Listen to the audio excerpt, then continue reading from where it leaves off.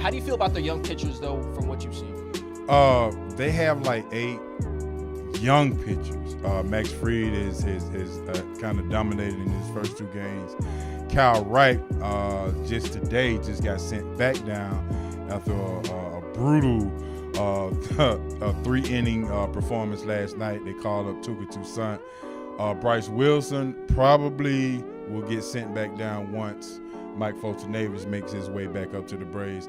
I think they got some young, good pitching. Soroka will be coming back soon, but I think that some of these guys may need to go to the bullpen, where I think the Braves are the weakest.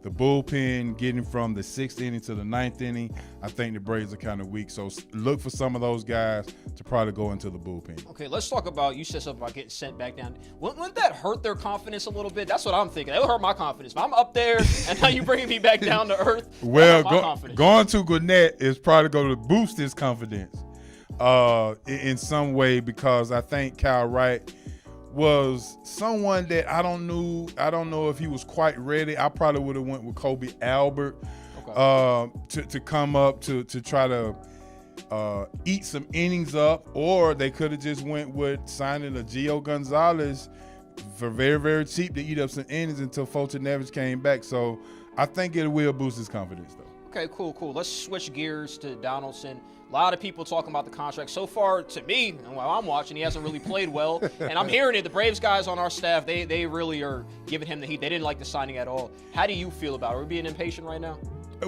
The season is long. Yeah. Defensively, he has made the third base a very good defensive. I think the Braves only made 4 errors. They kind of lead the league in defense. But $23 million, when you had a guy that hit 19 home runs and over 70 RBIs in Camargo last year, you have a top prospect in Austin Riley that's in Gwinnett that is kind of ready, if you ask me. I don't know if it was a smart move. I think it was a relationship move, so to speak.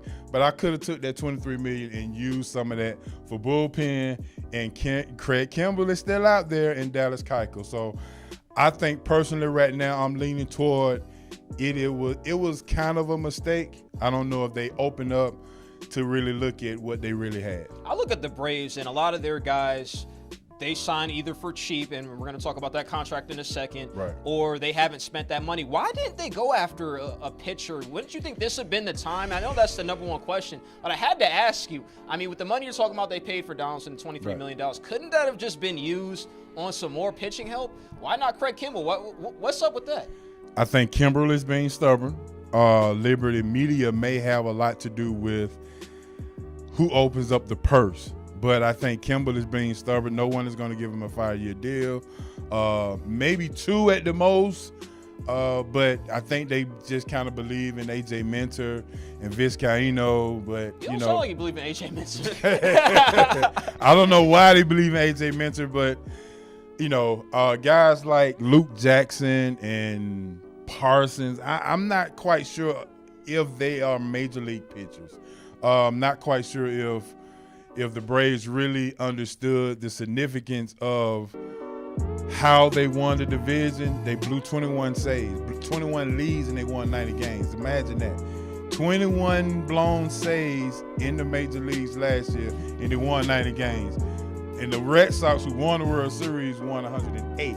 So just imagine what the Braves could have did if just winning half of those games. So they have to put the premium on shutting the door from 6th to the 9th inning. I think they should have really just put some premium pricing on getting that situation straight.